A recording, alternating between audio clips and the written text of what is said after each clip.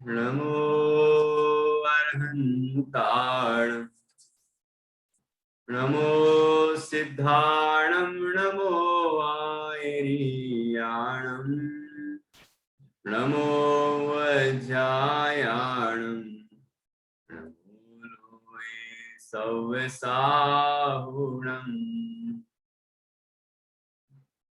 अरहंत सिद्ध साहू तिदयं जीर्णधम वयन पडिमाहु, जीर्ण निलयाय दिराय नवदेवादिं तुम्हें बोहि।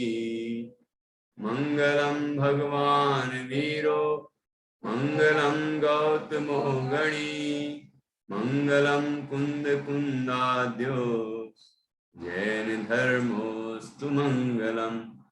सर्वमंगल मांगल्यम, सर्वकल्याणकारकं, प्रधानं सर्वधर्माणां, जैनं जयतु शासनं, जैनं जयतु शासनम्।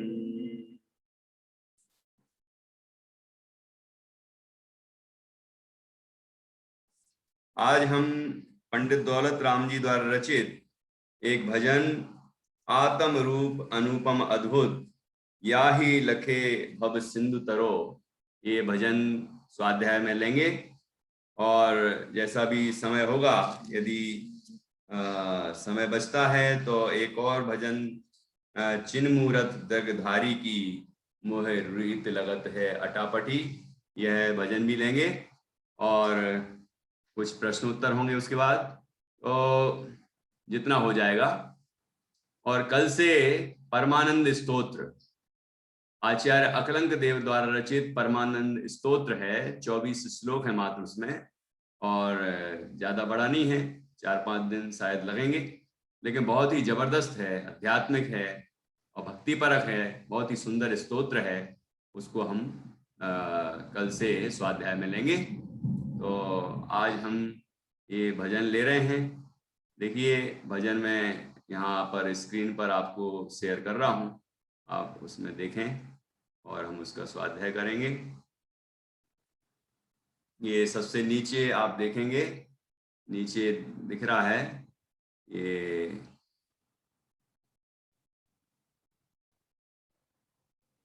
दिख रहा है आपको, ये वाला भजन हम अभी स्वाध्याय करेंगे इस पर।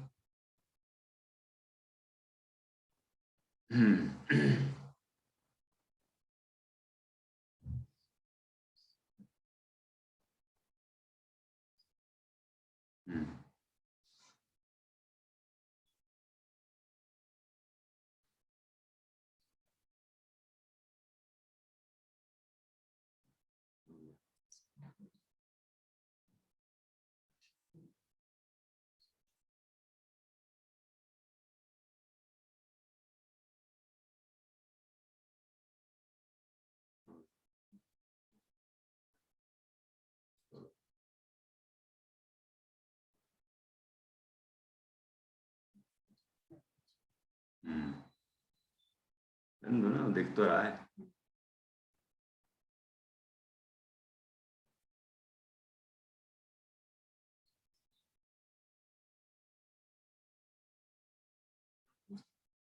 उससे थोड़ी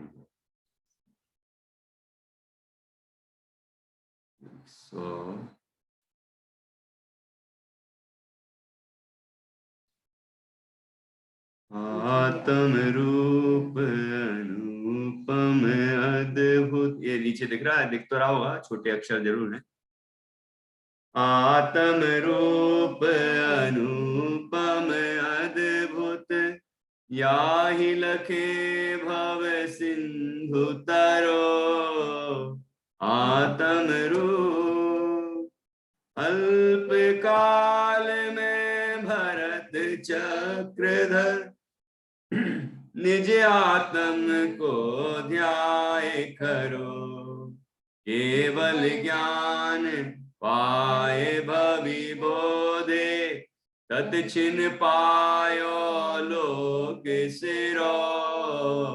आत्म रूप। क्या कहते हैं कविवर पंडित दौलत राम जी इस भजन के माध्यम से कि सबसे अनुपम और इस संसार दुख से छुड़ाने वाला क्या है? ये आत्म रूप अनुपम अद्भुत या ही लखें भव सिंधु तरो।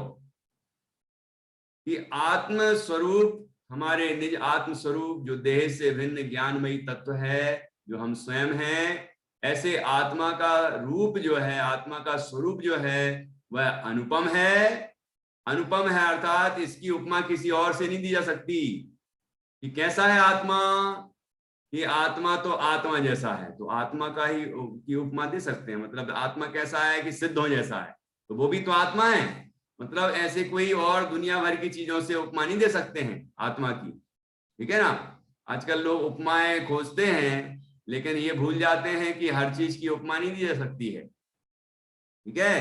पंच परमेष्ठी की उपमाएं देने लग जाते हैं। अरहंत किसकी तरह है, सिद्ध किसकी तरह है, वो तो ठीक है। आचार्य उपाध्याय साधु की तो आप लोगों को भी जच जाएगी शायद। आचार्य कैसे? कि प्रिंसिपल की तरह, उपाध्याय कैसे? कि टीचर की तरह, और साधु कैसे? कि स्टूडेंट की तरह। जमता है ना आपको? बहुत लोग समझाते हैं ये बात, लेकिन आप लोगों को हाँ बात सही है, लेकिन कैसे तरह है? क्या प्रिंसिपल की तरह हमारे आचार्य राउंड लगाते रहते हैं, मैनेजमेंट करते हैं? क्या क्या करते हैं जो उसकी तरह हम कह दें हैं? और उपाध्याय को टीचर की तरह कह दें, और साधु को स्टूडेंट की तरह कह दें। ये उपमाएं व्यर्थ हैं। ये साधु कैसे होते हैं? कि साधु तो साधु जैसे होते हैं, उपाध्याय तो उपाध्याय जैसे होते हैं, आचार्य आचार्य जैसे होते हैं, अरहंत अरहंत जैसे होते हैं, सिद्ध सिद्ध जैसे होते हैं। इनको हम किसी और से क्या उपमा दें? अनुपम है। ऐसे आत्मा का स्वरूप भी अनुपम है, इसकी उपमा किसी भी लौकिक पदार्थ से नहीं दी जा सकती है। और कैसा है? कि अद्भुत है, अर्थात अनोखा तत्व है, जो कि दुनिया के जो पुद्गल धर्म अधर्म आकाश काल हैं उनसे न्यारा तत्व है। पुद्गल नव धर्म अधर्म चाल, इन ते न्यारी है जीव चाल। पुद्गल नव धर्म अधर्म काल, इन ते न्यारी है जीव चाल। जीव का स्वरूप इनसे सबसे न्यारा है। और या ही लखें, ये आत्म स्वरूप को लखने से, देखने से, अनुभव करने से, अपनापन करने से भव सिंधु तरो, इस संसार सागर से हम पार हो जाते हैं और दुखों से मुक्त हो जाते हैं। ऐसा हमारा आत्म स्वरूप है। अब यहां उदाहरण दिया कि आत्म स्वरूप का अनुभव करके क्या हुआ भरत चक्रवर्ती को। अल्प काल में भरत चक्रधर निज आत्म को ध्याय खरो। कि भरत चक्रवर्ती ने अल्प काल में ही निज आत्म स्वरूप का ध्यान किया है, तो क्या हुआ? केवल ज्ञान पाए, केवल ज्ञान प्राप्त हो गया एक मुहूर्त भर में। मतलब दीक्षा लेने से एक मुहूर्त 48 मिनट के अंदर तो सब कुछ हो गया। ये केस लॉन्च किया, दीक्षा ली और अपने स्वरूप की साधना की, और उसके बाद उनने जो स्वरूप में लीनता की है उसके परिणाम में केवल ज्ञान प्रकट हो गया। मतलब ऐसी प्रबल साधना उन्होंने की, आत्म स्वरूप में लीनता की। तो सभी जो भी मोक्ष जाते हैं, जिनको भी केवल ज्ञान होता है, सब आत्म स्वरूप के अनुभव से ही होता है, आत्म स्वरूप में लीनता से ही होता है। अब किसी के बाह्य आचरण भी बहुत हुआ हो, है ना, जैसे भरत जी, वो बाहुबली जी हैं, आदिनाथ स्वामी हैं, और भी अनेक हैं, तो उनके बाहर का भी तप विशेष दिखा होगा, तो उसका ही महिमा गान होता है। लेकिन भरत जी के बाहर का ज्यादा नहीं दिखा, हुआ तो सब कुछ है। भाई दीक्षा ली, दिगंबर मुनिराज बने और अपने स्वरूप की साधना की, लेकिन ना उनको उपवास करने का कोई काम मिला, है ना, कि कितने दिन उनने उपवास, सब चीजों का नियम तो लेते हैं, लेकिन करने का क्या अवसर मिला? ये एक मुहूर्त में तो केवल ज्ञान हो गया। मुनि अवस्था कितनी देर की रही? एक मुहूर्त। ठीक है ना? इसलिए उनमें आत्म स्वरूप के अनुभव की मुख्यता से यहां पर चर्चा की है कि उनने अपने आत्मा के स्वरूप का ऐसा ध्यान किया कि उनको केवल ज्ञान, अल्प काल में ही केवल ज्ञान हो गया। फिर भवि बोधे, लोग कहने लगते हैं कि उनको मोक्ष हो गया। मोक्ष नहीं हो गया, केवल ज्ञान हुआ। उसके बाद कितने ही वर्षों तक वो उनके गंधकुटी की रचना हुई और वो भव्य जीवों को संबोधित करते रहे, धर्मोपदेश होते रहे। लिखा ना भवि बोधे, है ना, भव्य जीवों को बोधा मतलब संबोधन किया, उनको धर्मोपदेश दिया। ये आदिनाथ स्वामी के बाद हुआ ना इनको केवल ज्ञान, तो ये बाद में हुआ। तो इस तरह से यहाँ पर वो धर्मोपदेश भी देते रहे। उसके बाद क्या हुआ, तत्छिन पायो लोक सिरो, और उसके बाद भव्य जीवों को बोधने के बाद अरहंत अवस्था में, उसके बाद सिद्ध अवस्था प्राप्त हो गई और लोक के अग्रभाग में जाके विराजमान हो गए। ठीक है ना। इस तरह भरत चक्रवर्ती के इस उदाहरण के माध्यम से कहा कि आत्म स्वरूप की साधना का ये अद्भुत फल है कि अल्प काल में ही अनंत अवस्था हो जाती है, केवल ज्ञान आदि हो जाते हैं, अनंत सुख हो जाता है और मोक्ष की प्राप्ति हो जाती है। ठीक है। अब इसके बाद देखिए ये इस तरफ,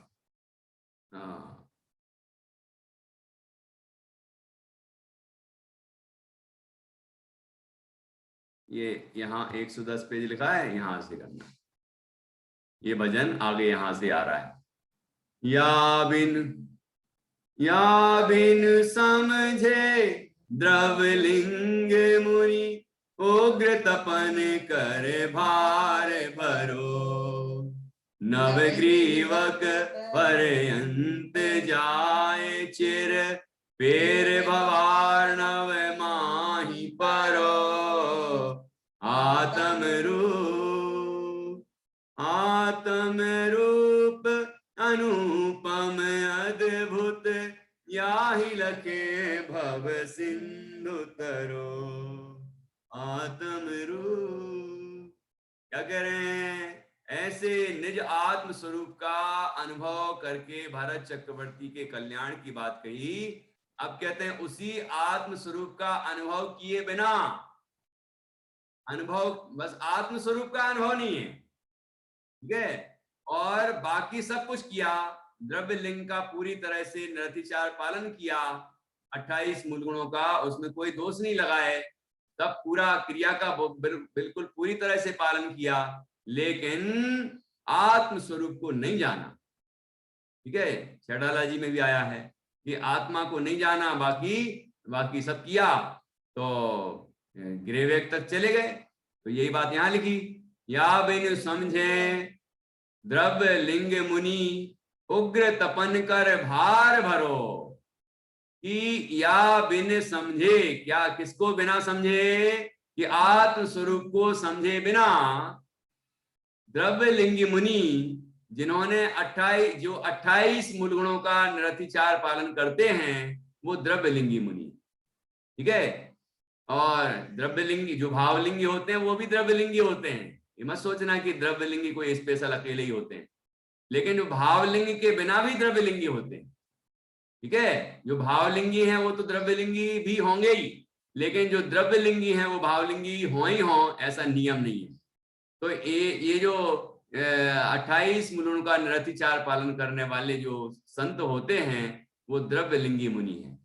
ठीक है, तो कह रहे हैं कि आत्मा को समझे बिना द्रव्य लिंग पूरी तरह से धारण करके मुनिराज उग्र तपन कर, उग्र तप करके, इतना उग्र तप, कहते हैं कि यदि मुनिराज, द्रव्यलिंगी मुनिराज अपने ध्यान में बैठे हैं, परमात्मा के ध्यान में बैठे, क्योंकि आत्मा का तो अनुभव हुआ नहीं है उनको, परमात्मा ध्यान में बैठे हैं, तो ऐसे समय में कोई उनकी खाल छील दे, खाल को पूरी छील दे और उसमें नमक मिर्ची भर दे, तो भी उनको क्रोध नहीं आता, तो भी आह नहीं करते, कोई उफ भी नहीं करते, कोई उसका मतलब तकलीफ कष्ट प्रकट नहीं करते, बल्कि अंदर में वो सब सहन कर लेते। ऐसी महान साधना बाहर का ऐसा उग्र तप, कह रहे हैं भार भरो। क्या कह रहे हैं, उसका भार धारण करते हैं। महाव्रतों का भार, उग्र तप का भार, परिचय का भार, उपसर्गों का भार, मतलब उनके लिए वो भार है। और जिनने आत्मस्वरूप को जान लिया उनके लिए वो सब सहज क्रियाएं हैं। सहज, महाव्रत सहज क्रियाएं हैं। परिचय, उपसर्ग आदि सब सहज क्रियाएं, तप वगैरह सहज क्रियाएं हैं। ठीक है, तो यहां कह रहे हैं कि आत्मा को समझे बिना द्रव्य लिंगी मुनि उग्र तप करता है और भार ढोता है, तप का भार ढोता है, और कहा जाता है नव ग्रीवक पर्यंत जाए। 9वें ग्रीवक तक जाए। 16 स्वर्ग से भी ऊपर 9 ग्रीवक होते हैं, उसमें भी 9वें ग्रीवक में चले जाएं तो वहां तक भी चले जाते हैं। लेकिन 9वें ग्रीवक की आयु पूर्ण होगी।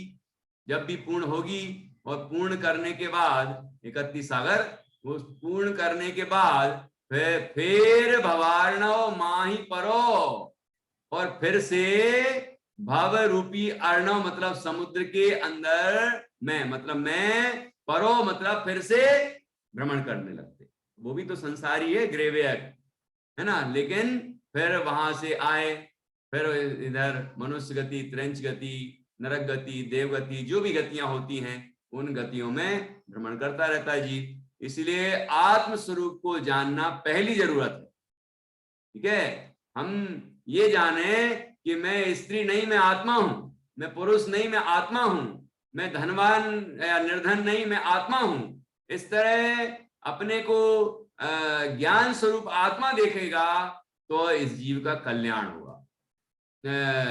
तप बहुत कठिन ना करना पड़े तो भी आत्म स्वरूप के अनुभव वाला मोक्ष प्राप्त कर लेगा, जैसे भरत जी का उदाहरण आया। ठीक है ना। लेकिन शिथिलाचारी नहीं, कोई शिथिलाचारी होगा तो वो मोक्ष प्राप्त कर लेंगे आत्मा के अनुभव से, ऐसा नहीं है। क्योंकि आत्मानुभवी शिथिलाचारी होते ही नहीं है ना। आत्मानुभवी भी पूरे तरह से व्रतों का, नियमों का, तपस्या का, सबका बराबर दृढ़ता से पालन करते हैं। लेकिन उनके लिए वो सारी चीजों का पालन करना सहज होता है, उनको कठिन नहीं लगता, भार नहीं लगता। और जिसने आत्म स्वरूप का अनुभव नहीं किया है उसके लिए वो सब चीजें भार रूप लगती है। ठीक है, तो इतना भार वहन करता है। जैसे देखिए, जैसे हमें आत्मा का अनुभव हो जाए, ठीक है। अब हम जब भगवान के दर्शन करने जाते हैं तो कितना उत्साह आता है, और भगवान के दर्शन करते हैं तो उन जैसा अपना स्वरूप भी दिखता है तो कितना उत्साह आता है। फिर वो व्यक्ति पूजन करे, पाठ करे, स्वाध्याय करे, सब कुछ करता है, लेकिन उसको थकान नहीं होती, उसको उत्साह बढ़ता है। और वही चीज यदि बिना समझे, बिना आत्मा को जाने करता है, बस क्रिया करने के लिए करता है, एक नियम पालने के लिए करता है कि भाई श्रावक के कर्तव्यों में देव पूजा, गुरु पास्ती वगैरह लिखा है 6 कर्म, तो ये तो करने ही है भाई, करना तो पड़ेंगे, नहीं तो श्रावक भी नहीं कहलाएंगे। तो भार रूप करेगा, इस तरह करेगा तो पुण्य तो बनेगा लेकिन हित नहीं होगा, और वो क्रियाएं सहज नहीं होंगी। और जिसने बात समझी है, अपने को जाना है, उस जीव के लिए वो सारी क्रियाएं सहज हो जाती है।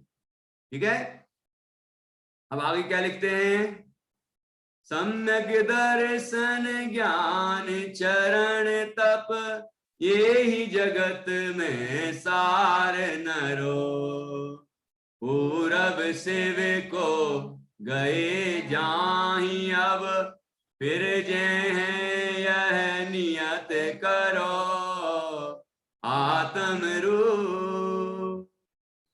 आत्म स्वरूप का अनुभव, आत्मा की श्रद्धा, सम्यक दर्शन, आत्मा का ज्ञान, सम्यक ज्ञान, आत्मा में लीनता, सम्यक चारण, और आत्मा में लीनता होने में जो कर्मों की निर्जरा होती है तो वही तो तप है, शुद्धोपयोग रूप तप। ठीक है, तो आत्मा में ही लीनता रूप जो उपयोग है वो शुद्धोपयोग, संवर पूर्वक की निर्जरा होती है वहां। तो इस तरह सम्यक दर्शन, सम्यक ज्ञान, सम्यक चारित्र और सम्यक तप, ये ही जगत में सार नरो। हे मनुष्य, ये 4 ही जगत में सारभूत हैं, और दुनिया में कोई सारभूत नहीं। ये 4 आराधनाएं कहलाती हैं। ठीक है। सम्यक दर्शन, सम्यक ज्ञान, सम्यक चारित्र और सम्यक तप, यही इस संसार में यदि कोई सारभूत चीज है तो ये रत्नत्रय और ये सम्यक तप ही है। सम्यक दर्शन, सम्यक ज्ञान, सम्यक चारित्र और सम्यक तप ही है, और कुछ नहीं है। और ये ऐसे रत्न है, ये ऐसी आराधनाएं हैं ये, कि इनको करके ही पूरब शिव को गए जाहि अब फिर जे हैं यह नियत करो। ये निश्चित जानो कि आज तक पूर्व में, भूतकाल में जितने भी जीव मोक्ष गए हैं वे सभी इन चार के द्वारा ही गए हैं। आत्मा की श्रद्धा, आत्मा ज्ञान, आत्मा में लीनता, इससे ही गए हैं। ठीक है ना। पर द्रव्यंत भिन्न आप में रुचि सम्यक तो भला है, आप रूप को जान पनो सो सम्यक ज्ञान कला है। आप रूप में लीन रहे थे सम्यक चारित्र सोई। तो ये जो रत्नत्रय हैं और सम्यक तप है, ये इनके द्वारा ही आज तक जीव मोक्ष गए हैं और गए, है ना। जाही मतलब जाएंगे, और अब अभी भी जा रहे हैं, फिर जे हैं और फिर भी जाएंगे। मतलब जाही अब जा रहे हैं। पूर्व शिव को गए, पूर्व भूतकाल में शिव मोक्ष गए और अभी भी जा रहे हैं और आगे भी जाएंगे। वो सब आत्म स्वरूप के अनुभव से ही जाएंगे। आत्मा को जाने बिना आज तक कोई न मोक्ष गया है, न जा रहा है, न जाएगा। ठीक है। यह नियत करो, ये निर्णय कर लो, पक्का कर लो, निश्चय कर लो। और क्या करें हम सब अपने आत्म स्वरूप को जाने, पहचाने, उसमें लीन हो। ये कार्य हम करें, क्योंकि इसके बिना तो कुछ नहीं होना। ठीक है। आत्मा को जाने बिना धर्म की शुरुआत भी नहीं होती। ठीक है। कोटि ग्रंथ को सार यही है, यही जिन वाणी उचरो। दौल ध्याए अपने आत्म को, मुक्ति रमा तब बेग बरो। आत्म रूप कोटि ग्रंथ को सार यही, करोड़ों ग्रंथों का निचोड़ यही है। यही है वह सारभूत तत्व। क्या? यही जिनवाणी उचरो, और यही जिनवाणी, जिनेन्द्र भगवान की वाणी में भी यही आया है। क्या आया है? कि दौल, हे दौलत राम, वो स्वयं को संबोधन कर रहे हैं, हम अपने को संबोधन करें कि ध्याय अपने आत्म को, कि अपने आत्मा का ध्यान करो। ठीक है। अपने आत्मा का ध्यान करने से मुक्ति रमा तब बेग बरो, कि मुक्ति रूपी जो लक्ष्मी है, मोक्ष लक्ष्मी, वो तुम बेग मतलब शीघ्रता से, बरो मतलब प्राप्त कर लोगे। आत्म स्वरूप का अनुभव करने से मोक्ष की प्राप्ति तत्काल होती है। जीव जैसे ही आत्मा को जानता है, वो तो दृष्टि से मुक्त हो जाता है। दृष्टि मुक्त कहते हैं उसको, मतलब मिथ्या दर्शन दूर होता है, सम्यक दर्शन उत्पन्न होता है। तो मैं आत्मा हूं, मैं मुक्त स्वरूप हूं, ये अनुभूति होती है। मैं मुक्त स्वरूप हूं, मुक्त ही हूं, ऐसी दृष्टि अर्थात श्रद्धा जन्म लेती है जैसे ही आत्मा के स्वरूप का अनुभव करता है। और जैसे जैसे स्वरूप स्थिरता बढ़ती है, और फिर धीरे धीरे और भी कसायों से मुक्त, मोह से मुक्त होता जाता है, जीवन मुक्त अनंत अवस्था। और उसके बाद फिर सिद्ध अवस्था होती है, सर्व प्रकार से मुक्त, अष्ट कर्मों से मुक्त हो जाता है। और इस तरह मोक्ष लक्ष्मी को पाता है। सिद्ध अवस्था में आत्मा के अनंत गुणों का रसपान करता है और अनंत आनंद भोगता है। सादी अनंत काल अनंत अनंत अनंत आनंद ही प्राप्त करता रहता है। ये आत्म स्वरूप के अनुभव का कमाल है। और हम स्वयं आत्मा हैं, कहीं बाहर जाने की जरूरत नहीं है कि लॉकडाउन खुले और मैं कहीं बाहर जाऊं और उसके बाद वो मिलेगा, तब जाके हमें ऐसा आनंद मिलेगा। तो बाहर कहीं जाने की जरूरत नहीं, बाहर की तरफ झांकने की जरूरत नहीं, बाहर की तरफ देखने की जरूरत नहीं। जो मैं हूं वो अंदर है, देश के अंदर, और वह ज्ञान स्वरूप है। अंदर में जो जान रहा है वह जानने वाला तत्व मैं हूं, ऐसा अंतर में अपने को जाने पहचाने, अपने में लीन हो जाए तो ये सारे कार्य सहजता से हो जाते, उसके जीवन में सहजता से सम्यक दर्शनादिक होंगे और व्रतादिक भी होंगे, प्रतिमाएं भी होंगी यथा योग्य, है ना, जैसी भूमिका होगी।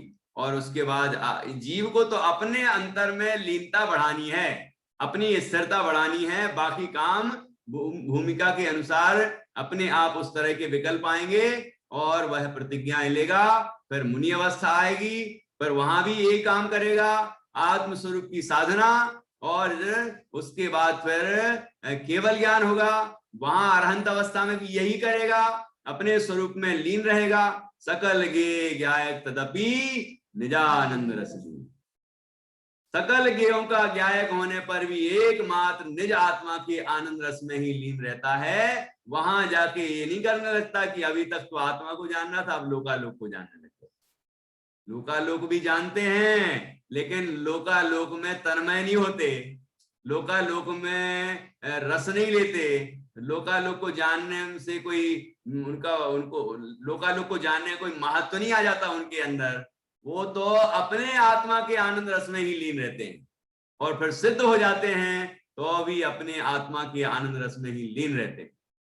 तो इस तरह जीव को अभी जो करना है ना, वही बाद में करना है, तो अभी कर लेना हम, वो हम विराजमान है अंदर, देह के अंदर जो ज्ञान स्वरूप तत्व विराजमान है वह मैं स्वयं हूं, वह स्त्री नहीं, वो पुरुष नहीं, वो शरीर मन वाणी वाला नहीं, कर्म नो कर्म वाला नहीं, रागादि वाला नहीं, वह तो ज्ञानमयी तत्व है।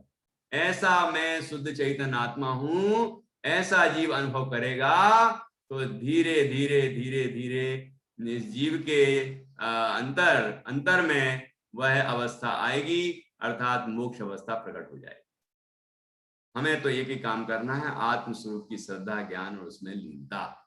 ठीक है, ऐसा ये बहुत ही सुंदर भजन हमने यहाँ पढ़ा। अब इसके नीचे एक और भजन है, दिख रहा है आपको, ये इससे जुड़ा हुआ है इसलिए मैं इसको भी ले रहा हूं, अभी बहुत जल्दी समझ में आ जाएगा। जिसने आत्मा को जाना है उसकी वो कदाचित नरक में भी हो, जैसे कि श्रेणिक राजा नरक में है कि नहीं है, छायक सम्यक दृष्टि है वो, और तीर्थंकर प्रकृति का बंध कर लिया है और लगातार वहां बंध चालू है, लेकिन वो नरक में है अभी। ठीक है, ऐसे और भी जीव हैं तीसरे नरक तक भी, तो ऐसे जो जीव हैं वो नरक में हैं लेकिन सम्यक दृष्टि है, और भी नीचे के नरक में हो सम्यक दृष्टि है। सम्यक दृष्टि नारकियों की बात चल रही है और मिथ्या दृष्टियों की बात नहीं चल रही है। ऐसे ही स्वर्ग में है जो भोगों की प्रचुरता है लेकिन सम्यक दृष्टि है। ठीक है, ऐसे ही चक्रवर्ती हो या कोई और राजा महाराजा जो भी हैं, तो इस तरह कोई भोगों से युक्त है, कोई भोगों से विहीन है, लेकिन उसके अंतर में आत्मस्वरूप का अनुभव है, आत्मस्वरूप की श्रद्धा है, तो उस जीव की कैसी परिणति होती है वो यहाँ पर इस भजन में बताई गई है। देखिए, चिन मूरत द्रगधारी की मोहे रीति लगत है अटापटी, चिन मूरत द्रगधारी की मोहे रीति लगत है अटापटी। कैसी लगती है रीति? अटापटी। ये देखो चिन्ह मूरत वाला है ना। क्या कहा?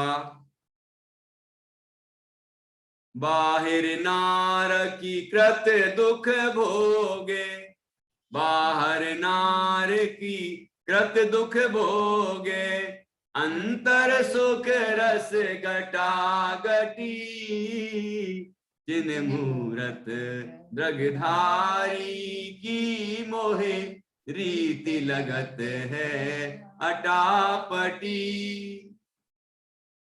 क्या क्या कह रहे हैं कि चिन्मूरत द्रगधारी की, चिन्मूरत अर्थात चैतन्य स्वरूप, चैतन्य ही जो जिसका स्वरूप है, ऐसे आत्मा की दृगधारी, दृगधारी मतलब दृष्टि को धारण करने वाला, दृगधारी दृष्टि को धारण करने वाला, दृष्टि मतलब श्रद्धा कि मैं शुद्ध चैतन्य आत्मा हूं, ऐसी श्रद्धा धारण करने वाला, ऐसी आत्मा में अपनापन करने वाला जो जीव है, उसकी मोहे रीति लगत है अटापटी। रीति मतलब काम करने का जो तरीका है ना, उसकी जीवन शैली जो है ना, वो अटपटी सी लगती है मुझे, है ऐसा पंडित जी कह रहे हैं दौलत राम जी कि मुझे अटपटी सी लगती है। कि कैसी अटपटी सी? कि बाहरी नारक कृत दुख भोगे और अंतर सुख रस घटाघटी। बाहर में तो नारकियों को जो दुख होते हैं ना, मारना काटना और जो भी होता है ना, वो सारा हो रहा है उनके साथ भी। वही जो शत्रुता धारण करने वाले दूसरे नारकी हैं, वो उनको मार रहे हैं, काट रहे हैं, सैमल के वृक्ष से टुकड़े टुकड़े हो रहे हैं, और भी जो कुछ होता है नरक में जो आपने पढ़ा है ना, वो सब कुछ उनके साथ भी होता है। लेकिन वो देह रूप अपने को देखते ही नहीं है, वो अपने को देह रूप देखते ही नहीं है, वो अपने को आत्मा देखते हैं। इसलिए बाहर में भले ही उनके वैसी ही स्थितियां दिख रही हैं जैसे कि अन्य नारकियों की दिख रही हैं, तो भी इनमें अंतर है। जैसे बिल्ली चूहे को पकड़े तब कैसे पकड़ती है, और अपने बच्चों को पकड़े तब कैसे पकड़ती है? क्यों चांदनी, कैसे पकड़ती है? ऐसे दिखा रही हूं, ऐसे ऐसे पकड़ती है। बाहर से एक सा दिखता है कि अलग अलग दिखता है? एक सा ही दिखता है ना, कि वो भी मुंह से पकड़ती है, अपने बच्चों को भी मुंह से पकड़ती है और चूहों को भी मुंह से पकड़ती है। लेकिन जब अपने बच्चों को पकड़ती है तो एक अंदर में उसकी श्रद्धा में ऐसी ढिलास होती है कि कहीं दांत चुभ ना जाए, ऐसी सावधानी रहती है। और चूहे को जब पकड़ती है तो बिल्कुल वैसे ही दिखेगी मुंह से पकड़ते हुए, लेकिन ऐसा इरादा रहेगा कि ये बच ना जाए। देखो दोनों में कितना अंतर है, अभिप्राय में अंतर है। ऐसे ही मिथ्या दृष्टि नारकियों में और सम्यक दृष्टि नारकियों में अंतर है। बाहर में संयोगों में अंतर नहीं है, ठीक है। नरक है तो जो विचित्रताएं, जो विपदाएं, जो संकट, जो तकलीफें हैं, वो तो बाहर की बाहर एक सी हैं, लेकिन अंदर में दोनों के अंतर है, ठीक है। तो सम्यक दृष्टि के कैसा है कि उसे तो अंतर सुख रस घटाघटी, अंतर में सुख का रस, आनंद का रसपान, घटाघट रसपान करता है ना। और आगे अब देव का बताया, रमत अनेक सुरनी संग पैतिस परनति तैनित हटा हटी। कि देवता है वो अनेक जो देवांगनाएं हैं उनके साथ रमण करता है, लेकिन अंतर में उसकी परिणति कैसी होती है कि नित्य हटा हटी। भोग तो भोगता है, जैसे मिथ्या दृष्टि भोगते हुए दिखेंगे ऐसी सम्यक दृष्टि भोगते हुए दिखेंगे, लेकिन दोनों में अंतर है, दोनों की श्रद्धा में अंतर है, दोनों की अंतर की जो भावना है उसमें अंतर है, ठीक है। अभिप्राय में अंतर है। तो एक तो भोगों में ही सुख मान के भोग भोगता है, और एक दूसरा जो सम्यक दृष्टि है वो भोगों में सुख नहीं मानता है, लेकिन चारित्र मोह के तीव्र उदय से इस तरह के भोग आदि के परिणाम उसके जागृत होते हैं। चारित्र मोह तो बाकी है ना अभी उसका, इसलिए दर्शन मोह तो चला गया, चारित्र मोह बाकी है, इसलिए भोग भोगता है वो भी, लेकिन अंतर में उससे हटा हटी चलती है कि इसमें सुख नहीं, इसमें सुख नहीं, सुख तो मुझ में ही है, सुख तो आत्मा में ही है, ऐसे उसके अंदर परिणति चलती है ना। रमत अनेक सुरनि संग पै तिस परिणति ते नित्य हटाहटी, उस परिणति से निरंतर हटाहटी चलती है। ज्ञान वैराग शक्ति ते विधि फल भोगत पे बुद्धि विधि हट घटा घटी। सदन निवासी तदपि उदासी ताते आश्रव छटा छटी। जिन मूरत द्रग धारी की मोहे रीत लगत है अटापटी। जिन मूरत, क्या कह रहे हैं कि ज्ञान वैराग शक्ति तय, ज्ञान और वैराग की शक्ति, ये निर्जरा अधिकार में समय सारणी में आया, इसका बहुत महत्व बताया है। ज्ञान मतलब भेद विज्ञान, सम्यक ज्ञान, और विराग वैराग्य, तो ज्ञान और वैराग की जो शक्ति होती है, मतलब ताकत, ज्ञान और वैराग्य है अंदर में, कि भेद ज्ञान है देहादिक से और वैराग्य है पर वस्तुओं से, ठीक है ना। तो ज्ञान और वैराग की अंदर में शक्ति है, लेकिन और क्या क्या हो रहा है कि विधि फल, विधि अर्थात कर्म, कर्म का फल उसको आता है, कर्म का फल आता है। पुण्य का उदय आया, धन संपदा वैभव आदि सब मिल गए, पाप का उदय आया और सब वैभव छिन गया, ये सब उदय आते हैं, है ना।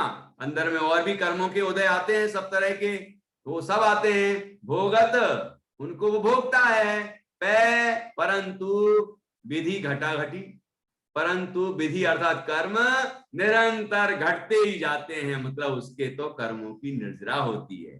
क्या होती है? निर्जरा हो रही है, क्योंकि आश्रव नहीं हो रहा है, नया नहीं आश्रव हो रहा है। मतलब क्या कि उसके संवर पूर्वक निर्जरा हो रही है, मतलब ये कि अंदर में उसके वो अभिप्राय संबंधी है ना, बाकी तो चारित्र मोह संबंधी जो विकार है उतना तो आश्रव बंध होता है, लेकिन अनंत संसार कारण बंध नहीं होता, इसलिए कहते हैं कि बंध नहीं होता, ठीक है। तो ये जो पंचेंद्रिय के भोग भोगता है, तो भोगते भोगते समय उसके जो कर्म हैं वो उदय में आके खिड़ते जाते हैं, तो कर्म की निर्जरा हो रही है, घट रहे हैं ना कर्म, घटाघटी कर्म घट रहे हैं। और मिथ्या दृष्टि क्या करता है? नए और बांधता रहता उस समय, वो तो उदय में आते हैं तो इसके भी आ रहे हैं उसके भी आते हैं, लेकिन मिथ्या दृष्टि नए और बांध लेता है और सम्यक दृष्टि नए नहीं बांधता है, इसलिए घटाघटी हो रही, बस घट रहे हैं। जैसे कि आपने ऊपर जो टंकी है आपके पानी की, उसमें नया पानी आना बंद हो जाए और बस जो भरा है वो खाली होना शुरू हो जाए, तो क्या होगा? थोड़ी देर बाद टंकी को मोक्ष हो जाएगा, फिर पानी से मुक्त हो जाएगी, मतलब पानी से मुक्त हो जाएगी। तो ऐसे होगा ना, ऐसे नया कर्म तो ना आए और पुराना चला जाए, तो क्या होगा? कि कर्मों से मुक्त हो जाएगा, मतलब मोक्ष हो जाएगा आत्मा को। बस ऐसे यहां है, यहां कर्मों की निर्जरा हो रही है, ठीक है। तो इसीलिए लिखा ज्ञान, ये कौन सी शक्ति है? ज्ञान और वैराग की शक्ति है, इसके कारण ऐसा होता है, कोई ऐसा नहीं कि बस होता ही है उसके, तो ये ज्ञान वैराग की शक्ति का फल है। ज्ञान विराग शक्ति ते विधि फल, भोगत पे विधि घटा घटी, सदन निवासी तदपि उदासी, ताते आश्रव छटा छटी। देखो, सदन निवासी है मतलब गृहस्थ है ना, घर में रहता है, गृहस्थ है, अभी सम्यक दृष्टि गृहस्थ है। तदपि उदासी, घर में रहकर भी घर से उदासीन रहता है। उदासीन मतलब मुंह लटका के घूमता होगा, ये नहीं, अंदर से उदासीन, उदासीनता है, मतलब भोगों में रस नहीं है, घर में अपनापन नहीं है, इस तरह रहता है। मैंने जैसे जलते हैं भिन्न कमल है, लिखा ना, जलते हैं भिन्न कमल है, सम्यक दृष्टि के लिए लिखा है। तो ऐसे सदन निवासी तदपि उदासी, ताते आश्रव छटा छटी। इससे क्या होता है कि जब जैसे भरत चक्रवर्ती राजसभा में बैठते होंगे तो कैसे बैठते होंगे? उदास होके बैठते होंगे। ये उदास का मतलब क्या है? उदास का मतलब ऐसे नहीं कि मुंह लटका के बैठे रहते होंगे, नहीं नहीं, पूरे रुतबे के साथ बैठते हैं, सब कुछ बिल्कुल जैसा राजा होता है वैसे ही बैठते हैं, लेकिन अंतर में उसके प्रति रस नहीं होता, भोगों के प्रति, वैभव के प्रति रस नहीं, मतलब श्रद्धा संबंधी उदासी है, ठीक है, श्रद्धा संबंधी, अभिप्राय संबंधी, वही बात यहां पर समझना। तो इस तरह कहा कि ऐसा होने से आश्रव छटा छटी, आश्रव छट जाता है मतलब घटता जाता है। कौन कौन से कर्मों का आश्रव नहीं होता सम्यक दृष्टि को? सम्यक दृष्टि को 48 प्रकृतियों का आश्रव बंध नहीं होता ना, तो वो वही समझना यहाँ, ठीक है। तो इस तरह से जो प्रकृतियां नहीं आती हैं उसकी छटाछटी हो गई। और ते भव हेतु अबुध के ते तस करत बंध की छटा छटी। ऊपर आश्रव की घटा क्या झटा झटी, कि बंध की झटाझटी मतलब जो पुराना, पहले तो नया आता नहीं है, कितना नहीं आता वो बता दिया, 48 प्रकृतियां है ना, और जो पुराना बंधा हुआ है उसकी छटाछटी, मतलब वो छटता जाता है, मतलब जो बुरे कर्म हैं वो तो पहले नंबर धीरे धीरे जल्दी घट जाते हैं, है ना, उनके छट जाते हैं। तो इस तरह से क्या लिखा, ये लिखा है कि यद्यपि वह घर में रहता है तथापि घर से विरक्त रहता है, अतः उसके आश्रव का निरोध भी होता रहता है। जो क्रियाएं अज्ञानी जीव के संसार कारण होती हैं, वे ही क्रियाएं सम्यक दृष्टि जीव के निर्जरा का कारण होती हैं, है ना। तो ये, हाँ अब इसके आगे क्या लिखा, हाँ ये आगे ये हो गया ना, इसका मतलब सम्यक, ये जो क्रियाएं अज्ञानी जीव के संसार कारण होती है, वे ही क्रियाएं सम्यक दृष्टि जीव के निर्जरा का कारण होती हैं। ठीक है। तो क्या लिखा कि जे भव हेतु, ये जो संसार के हेतु हैं, अबुध के, किसके, अबुध अर्थात अज्ञानी के, अज्ञानी के लिए जो क्रियाएं संसार का कारण होती हैं, ते तस, वे ही क्रियाएं उसके लिए, इसके लिए सम्यक दृष्टि जीव के लिए करत बंध की छटा छट क्या झटा झटी, वे बंध की झटा झटी करती हैं, मतलब उस जीव के बंध को धीरे धीरे दूर करती हैं, अर्थात निर्जरा करती हैं। कहते हैं ना ज्ञानी के भोग सब निर्जरा हेतु हैं, आगे नहीं, निर्जरा अधिकार समय सार जी में, तो वो यही बात है, क्योंकि उसके अभिप्राय में उन क्रियाओं के प्रति अपनापन नहीं होता, सुखबुद्धि नहीं होती, मतलब श्रद्धा संबंधी जो अंतर में यथार्थ श्रद्धान हुआ है, उसके कारण ये चमत्कार होता है। ठीक है। और देखिए कौन कौन सी प्रकृतियां कटाकटी, आगे लिखा है ना, कितने बढ़िया बढ़िया शब्दों का प्रयोग किया है। नारक पशुतिय सण विकलत्रय प्रकृतिन की है कटाकटी। कौन कौन सी प्रकृतियां कट जाती हैं, मतलब उस संबंधी उनको बंध होता ही नहीं। ये आपने तो छेड़ाला में पढ़ा ही होगा ना, ये कौन कौन सी प्रकृति, प्रथम नरक विन षडभु ज्योतिष, है ना, ऐसे यहां लिखा है। नारक पशु, नरक गति का बंध नहीं होता, पशु त्रंच गति का बंध नहीं होता, तीय तीय मनुष्य गति में स्त्री पर्याय का बंध नहीं होता, सण सण अर्थात नपुंसक नहीं बनता, विकलत्रय विकलत्रय अर्थात 2 इंद्री 3 इंद्री और 4 इंद्री जीव जो होते हैं वो विकलत्रय कहलाते हैं, वो भी नहीं बनता। प्रकृतिन, ये सब प्रकृतियां जो है ना, इन संबंधी नाम कर्म की प्रकृतियां, ये इस संबंधी आयु नाम कर्म की प्रकृतियां जो हैं ये नहीं बनती, तो उनकी कटाकटी मतलब ये सब कट जाती हैं प्रकृतियां, अर्थात इनके संबंध में आश्रयबंध नहीं होता है। ये किसका चमत्कार है, ये सम्यक दर्शन का चमत्कार है। ये किसका चमत्कार है, चिन्ह मूरत द्रगधारी की, ये चिन्ह मूरत अर्थात चैतन्य स्वरूप आत्मा को जानने की, आत्मा में अपनापन करने का ये चमत्कार है। कि हम अपने को आत्मा देखें, हम अपने को ये स्त्री पुरुष आदि नहीं देखें, आत्मा देखेंगे तो ये चमत्कार हमारे जीवन में भी प्रकट होंगे। ठीक है। संयम धर ना सके पे संयम धारण की और चटा चटी। क्या कह रहे हैं, इसकी चटकार लगती है, चट मतलब चटकार बोलते, चटकार चटकार ले लेके खा रहा है भैया, चटकार ले लेके मतलब क्या, उसको रस ले लेके खाता है, ऐसी उसको चटकारें किस में आ रही हैं, रस किस में आता है, संयम में रस आता है।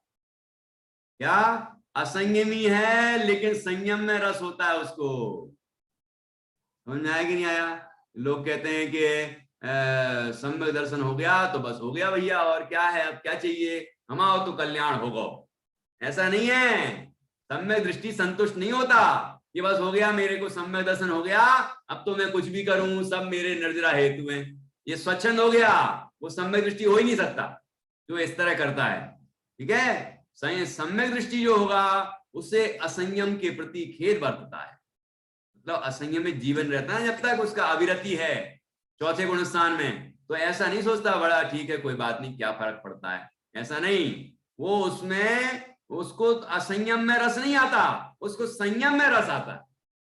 इसमें रस आता है संयम में, है अनुव्रत है, महाव्रत है, जो संयम है, मतलब जो हिंसा आदि 5 पापों का त्याग, कसायों का त्याग, विकारों का त्याग, उसमें रस आता है।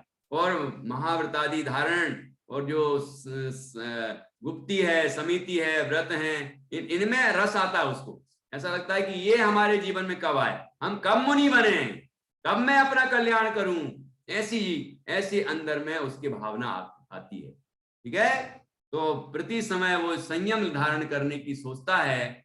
मुनिराज जैसे भरत जी हैं, तो भरत जी हमेशा मुनि बनने की सोचते हैं कि कब मेरे जीवन में वह अवसर आए। मेरे भाई धन्य हैं, वृषभसेन धन्य है कि जिनने दीक्षा ली, बाहुबली धन्य है कि जिनने दीक्षा ली। बोलो लिखा कि नहीं पुराण में, उनके प्रति महाबहुमान आता है कि नहीं आता उनके मन में, ये धन्य है ये जिनने अपना कल्याण कर लिया, मैं कहां चक्रवर्तित्व में फंसा हूं, ये भावना रहती है।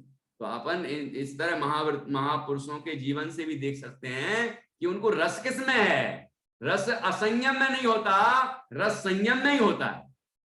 तो जो अपने को कहता है कि मैं सम्यक दृष्टि हो गया और असंयम में रस लेता है, वो स्वच्छंदता का पोषण करता है, वो निश्चित रूप से सम्यक दृष्टि नहीं हो सकता। ठीक है, तो यहां क्या कह रहे हैं, संयम धर न सके पे संयम धारण की और चटाचटी, और मतलब हृदय में चटाचटी, मतलब अंदर में रस आता है उसको संयम के प्रति। ठीक है, तासु सुयस गुण की दौलत के लागी रहे नित रटारटी। दौलत राम जी क्या कहते हैं, कि दौलत राम जी कभी कहते हैं कि ऐसे जो महान सम्यक दृष्टि जीव हैं, जो आत्म स्वरूप का अनुभव करने वाले जीव हैं, जिनका जीवन ऐसा महान है, जिनकी श्रद्धा ऐसी महान है, ऐसे जो जीव हैं, मेरे जीवन में जितने क्षण हैं वो सब उनके ही गुणगान में ही लगे। सुयस, तासु सुयस गुण की, ये उनके सुयस गुण मतलब उनके गुणों की, सुयस मतलब यश गान करने में ही मेरी निरंतर रटा रटी, नित मतलब निरंतर, रटा रटी लगी रहे लिखा ना, लगी रहे नित रटा रटी, कि निरंतर रटन किसकी लगी रहे, कि उनकी रटन लगी रहे, कि धन्य है वो महापुरुष, पुराण पढ़े तो धन्य है। जब मैं वो पद्म पुराण का सार निकाल के बनाई ना राम कहानी, तो जब राम कहानी पढ़ रहा था, तो राम कहानी पढ़ते पढ़ते वहां तो एक एक पैराग्राफ में ही मोक्ष हो जाता है, क्योंकि संक्षेप है ना। तो अभी उनने दीक्षा ली और अपने स्वरूप की साधना की और केवल ज्ञान, पर थोड़ा दूसरा पैराग्राफ आया, फिर कोई और का चरित्र आया, उनको भी केवल ज्ञान, उनने भी दीक्षा ली, उनको भी केवल ज्ञान। तो मुझे लगता था यार देखो कैसे फटाफट केवल ज्ञान हो रहा है, तो हमें क्यों नहीं ऐसा, हमें क्यों ऐसे उछाला आता है, ऐसा उछाला आना चाहिए, ऐसा जीव को लगना चाहिए अरे इतने जीवों को मोक्ष हो गया, उनको वैराग हो गया, अरे उनका कल्याण हो गया, अरे मैं क्यों नहीं, मैं क्यों नहीं है, ऐसा लगना चाहिए। सीता जी ने दीक्षा ले ली तो मैं क्यों नहीं है, मंदोदरी ने दीक्षा ले ली, अंजना ने दीक्षा ले ली, और भी अनेक है ना, चंदनवाला ने दीक्षा ले ली, अनंतमती हैं, तो उनके जीवन में कैसी कैसी विचित्रताएं हुई, लेकिन अंततः क्या किया उनने महासतियों ने, कि दीक्षा ली और अपना कल्याण किया, स्त्रीलिंग का छेद कर लिया, स्वर्ग में वो इंद्र, कोई इंद्र है, प्रति इंद्र है, कोई देव है, और आगामी भाव में वो मोक्ष की प्राप्ति करेंगे। तो ऐसे हमारा जीवन होना चाहिए, इस तरह की भावना हमारे मन में जागृत होना चाहिए। तो कह रहे हैं कि ऐसे जो महान पुरुष हैं, है ना, ज्ञानी हैं, धर्मात्मा हैं, सम्यक दृष्टि हैं, और जो मुनिराज हैं, जो अरहंत हैं, सिद्ध हैं, पंच परमेष्ठी हैं, उन सबके गुणगान में ही मेरा जीवन लगे, निरंतर यही रट लगी रहे कि धन्य है पंच परमेष्ठी, धन्य है ज्ञानी, है ना। अविरति भी है लेकिन सम्यक दृष्टि है यदि वो, तो सम्यक दृष्टि का भी गुणगान करता रहूं, ऐसी भावना यहाँ पर दौलत राम जी ने प्रकट की है। इस तरह से हमने ये भजन, 2 भजन किए आज। आत्म रूप अनुपम अद्भुत, या ही लखे भव सिंधु तरो, और दूसरा छिन मूरत द्रगधारी की मोहे रीत लटत लगत है अटापटी। ये भजन आप लोग भी पढ़ना, बहुत आनंद आएगा। ऐसे बार बार इस तरह से पढ़े। अब देखो, अब मैं कल से परमानंद स्तोत्र लूंगा, 24 श्लोक है मात्र उसमें, और बहुत सरल है, बहुत जोरदार है, आध्यात्मिक भी है ना, और भक्ति भी है उसके अंदर, बहुत बहुत सुंदर है। अकलंक देव आचार्य ने लिखा है, न्याय के प्रतिष्ठापक महान आचार्य, बहुत सरल भाषा में लिखा है, बहुत सुंदर है वो स्तोत्र, वो अपन पढ़ेंगे। लेकिन तो आपको मैंने सिर्फ ये 4-5 भजन जो लिए तो तीन दिन में, वो इसलिए लिए कि हमें सबको भजन पढ़ें तो उसका भाव कैसे भाषित हो।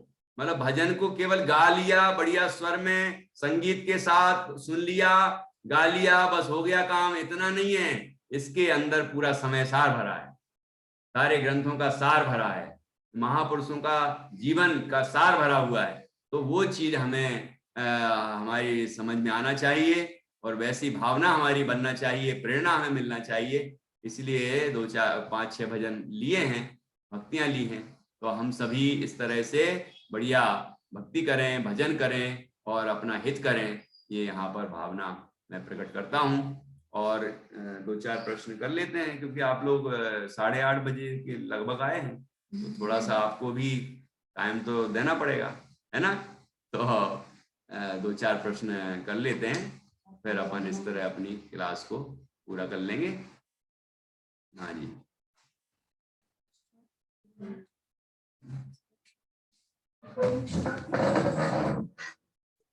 सभी को जय जिनेंद्र। सब अपनी अपनी खिड़कियां खोल लें। ठीक है, पहले आदिश्वर स्वामी वाला जो सबसे पहला भजन लिया था, उसके अभी प्रश्न अपने हुए नहीं थे, है ना। तो पहले वो ले लेते हैं अपन। सबसे पहले आदिश्वर स्वामी वाले भजन के, उसमें जो हमारे जिनेंद्र भगवान हैं, उनके कौन से हाथ पे कौन सा हाथ रखा हुआ है, बताया था ये कौन से हाथ पे कौन सा। सबको अनम्यूट कर, 1 मिनट। हाँ, जिसको बताना है बस वही अनम्यूट करे। सबको कर दिया है मैंने। लेफ्ट हाथ पे राइट हैंड। हिंदी में बोलो, हिंदी में। 1 मिनट। हाँ जी, हिंदी में बोलिए। बाएं हाथ पर।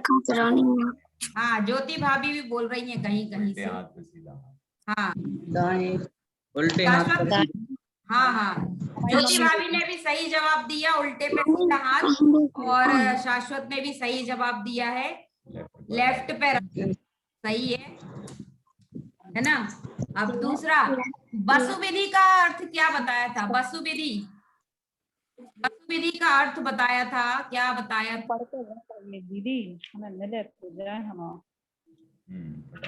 हाँ जी, जल्दी बोलिए राजकुमारी जी। हाँ बोलिए, अपने को अनम्यूट करिए अपने आप को। देख कर। हाँ जी, बोलिए राजकुमारी जी। वसु विधि का अर्थ है 8 कर्म। 8 कर्म, ठीक है, 8 कर्म रसाए हैं। अब भाई, कैसी दृष्टि सुहाई है आदिश्वर स्वामी को, कैसी दृष्टि सुहाई है। बहुत सरल है, नासा दृष्टि। नासा दृष्टि, बहुत बढ़िया। हाँ, और नाशवान किसको बताया है, नाशवान किसको बताया है। शरीर को, के लिए शरीर हाँ? जड़ दृष्टि। शरीर। लाइन भी बोल सकते हैं यदि लाइन याद हो आपको तो, भजन की लाइन बोल सकते हैं। हाँ, ज्योति भाभी, सुमन भाई साहब भी सुन रहे हैं क्या आज। जय जिनेंद्र। हाँ जी, कौन बता रहा है, लाइन याद है किसी को। नहीं है, जी ज्योति है जी आपकी मिसेज। दो में आया है नसाया है, दो में बता सकते हैं, दो में आया है, दो लाइनों में आया है, नसाया है नसाया है, दो में से कोई भी बता सकते हैं, बताइए। हाँ जी, दो लाइनों में आया है, एक लाइन तो बताओ कम से कम। इसमें वो लाइन सुधारी भी थी, सुधारी थी, याद है चांदनी? वो लाइन सुधारी थी। तृणमूल ऐसे कुछ हाँ याद नहीं आ रहा, तृण करके कुछ है। हाँ हाँ, नहीं आ रहा, याद आ रहा है किसी को? महिमा जी को याद आ रहा है शायद। हाँ जीवन तृण अलाभ लाभ जिन तृणमणि हाँ साम्य बत्ती। हाँ, जीवन मरण अलाव लाभ तृणमणि मोह नशाया, ऐसा करके एक लाइन थी, और एक और थी, एक लाइन और थी। जाति खाया है कंचन वरण चले, एक लाइन और थी, याद है? जाति विरोध नशाया है करके थी एक लाइन। हाँ, जाति विरोध नशाया है ना? वो पशु पक्षी जब साथ में बैठते हैं तो आपस में सांप और मोर और हिरण और शेर अपना जाति विरोध नशा देते हैं। चलिए, जो भजन है हमारा वो कल के हमको कछु भय नारे, ये भजन पढ़ा था कल हमने, ठीक है? अब तीनों जगह में कौन जानन हारा है? तीनों जगहों में बताया था, याद है किसी को? तीनों जगह मतलब कहाँ कहाँ?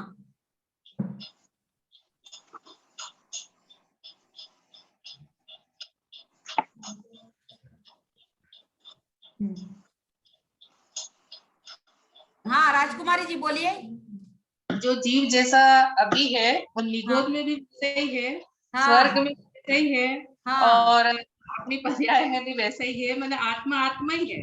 हाँ, आत्मा आत्मा ही है, चाहे वो निगोद में रहे, चाहे वो स्वर्ग में रहे, चाहे वो पर्याय पर्याय में रहे। हाँ, तीनों जगह आत्मा एक ही है, जानन स्वरूप आत्मा एक ही है, चाहे वो निगोद में रहे, चाहे स्वर्ग में रहे, और चाहे मनुष्य में रहे, और चाहे अरहंत हो जाए या सिद्ध हो जाए, लेकिन आत्मा एक ही है, ठीक है? एक ही है। हाँ, सप्तभयों के नाम बताइए भाई, सप्तभयों के नाम। दोहा याद हो तो वो मरण भी। भय, हाँ चांदनी बता। एहलोक भय, मरण भय, परलोक भय, वेदना भय, अनरक्षा भय, अगुप्ति भय, अकस्मात भय। हाँ ठीक है, दोहा याद कर लोगे तो और अच्छे से क्रम भी याद हो जाएगा। दोहा याद है किसी को? हमारे बच्चों को याद है, बोल रहे हैं इधर से, याद है किसी को? चलिए इधर से हमारे बच्चे बोल रहे हैं, सुन लीजिए एक बार, जोर से बोलो।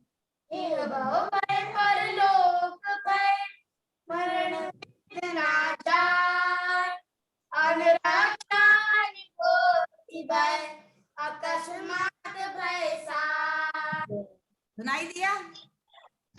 इहलोक भय, परलोक भय, मरण भय, वेदना भय, अनरक्षा भय, अगुप्ति। ठीक है? ये दोहा आप लोग अगर याद कर लेंगे, सप्तभयों के नाम आपको आसानी से याद रहेंगे हमेशा।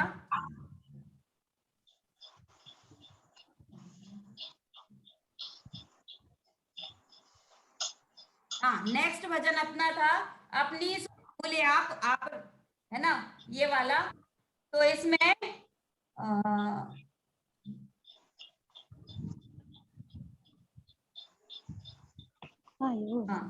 आत्मा के कुछ 6 लक्षण बताए गए थे इसमें, विशेषताएं, आत्मा की विशेषताएं बताई गई थी 6-7 जितनी भी, बता पाएंगे कोई? भजन आप लोगों ने दोबारा पढ़े नहीं है, याद है? ऊपर की ही लाइनों में थे, अगर हम मुखड़ा को छोड़ दे तो अंतरा में ही था। हाँ महिमा जी। अविरुद्ध शुद्ध दर्श बोधमय।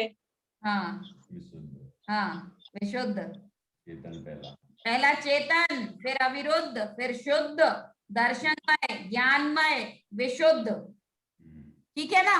ये अपने आत्मा की ये विशेषताएं बताई गई। ठीक है, इन रूप है। ठीक है, और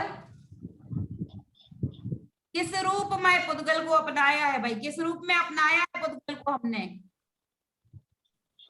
तो पता ही है? नहीं पता है? आत्म रूप आत्म रूप में पुद्गल को कैसे अपनाएंगे? पर्याय रूप है कैसा वो? कैसा है पुद्गल? पुद्गल कैसा है? शरीर रूप में। शरीर रूप में, हाँ ठीक है, लेकिन है कैसा वो? उसकी क्या विशेषताएं हैं? हाँ, ये यहाँ से जवाब आ रहा है। हाँ शाश्वत, अच्छा, स्पर्श रस न गंध। हाँ आया था ना लाइन, स्पर्श रस गंध वर्ड में पुद्गल को अपनाया है, ऐसी लाइन करके आई थी उसमें। हाँ, और 3 कुल क्या क्या मिला है हमको? क्या क्या मिला है? अभी 3 चीजें हमको क्या मिली है? हमारे बड़े महाभाग्य से हमको 3 चीजें क्या प्राप्त हुई हैं? मनुष्य जन्म, अच्छा कुल मिला है। हाँ, मनुष्य जन्म मिला है, अच्छा कुल मिला है, और जिनवर मिले हैं। हाँ, जिनवाणी सुनने को मिली है ना? हाँ, सबसे पहले मनुष्य भाव मिला है, और मनुष्य भाव में भी हमें जैन कुल मिला है, और जैन में भी जिनवाणी सुनने को मिली। हमारे महाभाग्य का उदय है। बहुत बढ़िया। अब नेक्स्ट हमारा आज का है आत्म रूप अनुपम अद्भुत। द्रव्यलिंगी जो मुनि होते हैं वो कैसा तप करते हैं? द्रव्यलिंगी मुनि कैसा घोर तप करते हैं? उदाहरण भी बताया था, एक उदाहरण। हाँ अंजलि जी बोलिए। हाँ, सहते हुए वो अगर पूरे शरीर को निकाल के उसमें कुछ भी कर दिया जाए, लेकिन वो तब भी समता पूर्वक सहन कर लेंगे। हाँ, जो मुनि ऐसा- है उनकी शरीर की पूरी खाल में हाँ, नमक भर दें, लेकिन हाँ, तब भी वो उसको इस परिचय को भी समता पूर्वक सहन कर लेंगे। ऐसा उत्कृष्ट तप करते हैं। हाँ, बहुत बढ़िया। द्रव्यलिंगी मुनि जो होते हैं, है ना, वो कैसा उत्कृष्ट तप करते हैं कि यदि खाल को छीलकर उसमें नमक मिर्ची आदि भर दी जाए तो भी वो उनको तनिक मात्र भी कुछ भी उनको गुस्सा नहीं आता, क्रोध नहीं आता है, कुछ भी तकलीफ होती है, ऐसा कष्ट, ऐसा भयंकर तप करते हैं, लेकिन फिर भी मोक्ष की प्राप्ति नहीं होती। किसके बिना मोक्ष की प्राप्ति नहीं होती? जी स्वाति जी, आत्म स्वरूप को जाने बिना।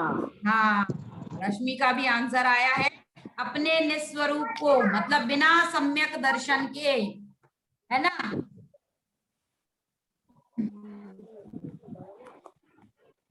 नौवे ग्रेवेक की आयु बताई थी, किसी को याद है? बीच में बताई थी नौवे ग्रेवेक की आयु, एक बार ही बताई थी, कितनी होती है? बताई थी भैया। 31 सागर। हाँ, नौवे ग्रेवेक की आयु 31 सागर।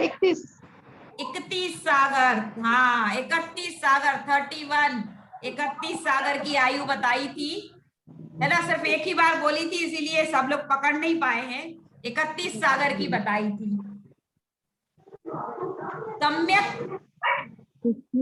सम्यक दर्शन, सम्यक ज्ञान, सम्यक चारित्र और तप के क्या क्या अर्थ बताए हैं? दर्शन, ज्ञान, चारित्र और तप के एक एक और अर्थ बताए थे, क्या कहलाते हैं? परिभाषाएं समझ लो कि ये परिभाषाएं क्या होती हैं। हाँ जी, हाँ, ज्योति भाभी बता रही हैं। हाँ जी, पूरा नहीं मालूम तो याद कर लो फिर। हाँ, याद है? ये 4 आराधनाएं। हाँ, इनके अर्थ भी बताए थे। सम्यक दर्शन घर में तीसरा। हाँ, आत्मा में लीनता ही सम्यक दर्शन, ज्ञान, तप, चारित्र है। लीन अकेले लीनता थोड़ी, सबके अलग अलग बताए थे। धर्म की सच्ची श्रद्धा, सम्यक हाँ। दर्शन है, हाँ। ज्ञान ज्ञान है, और हाँ सच्चा आचरण चारित्र है, वेरी गुड। और तप, और स्वरूप में लीनता तप है, सही है। श्रद्धा, सच्ची श्रद्धा, सच्चा ज्ञान, और सच्चा तप। में ही सच्चा आचरण करना, और उसमें ही लीनता, ये बात है। मोक्ष की प्राप्ति कैसे होती है? मोक्ष की प्राप्ति कैसे होती है? ध्यान करो, मोक्ष की प्राप्ति सीख। हाँ, लाइन अपनी लाइन भी बोल सकते हैं। संयम धारण करने से। संयम धारण करने से, और शब्द आया है भजन में, का भजन ध्यान में। करने। हाँ? भजन अंजलि जी, आत्मा अंजलि, का ध्यान करना ही आत्मा को ध्यान करने से ही पहले मनुष्य गति से तिरकर हम अनंत अवस्था पाएंगे, फिर उसी को ध्याते हुए सिद्ध अवस्था पाएंगे, और फिर बाद में मोक्ष अवस्था पाएंगे। हाँ बहुत बढ़िया, बहुत बढ़िया। अब नेक्स्ट हमारा जो भजन था, हाँ, सच्चा तप, सच्चा जिन मूरत रंगधारी की मोहरीत लगत है अटापटी। तो इसमें सम्यक दृष्टि के लिए दो उदाहरण दिए थे कि वह कहीं भी रहता है तो किस तरीके से रहता है। दो उदाहरण दिए थे। एक नरक गति का दिया था, और राज अवस्था का दिया था कि नरक गति में कितने भी दुख, बड़े से बड़े दुख हो, फिर भी वो समता भाव रखते हैं, मतलब सच्ची श्रद्धा रखते हैं आत्मा के प्रति। और कोई राज अवस्था में हो, पूरे राज में साधु को घिरे हुए हो, फिर भी आत्मा में लीनता रहती है। उदाहरण बताओ, उदाहरण दो, उदाहरण। ये तो तुमने सिद्धांत बता दिया एक तरीके से, उदाहरण दिए थे ना, दो उदाहरण दिए थे। चक्रवर्ती का राजावस्था में मनुष्य पर्यंत, भरत चक्रवर्ती और राजा सैन। नहीं, जैसे और थोड़ा सा दिमाग लगाइए। जैसे जल में कमल भिन्न रहता है, ये तो कहानी हो गई भरत चक्र। हाँ हाँ, ज्योति भाभी बोलिए। जैसे जल में कमल भिन्न रहता है। हाँ, और उदासी। हाँ, उदासीन नहीं, एक तो उदाहरण सही। हाँ, श्रद्धा संबंध उदासी। एक तो सही बताया आपने, झलते हैं भिन्न कमल है, और एक दूसरा और उदाहरण दिया था। जाननी ऐसा कौन सा उदाहरण दिया था? एक सबसे स्टार्टिंग में याद है किसी को?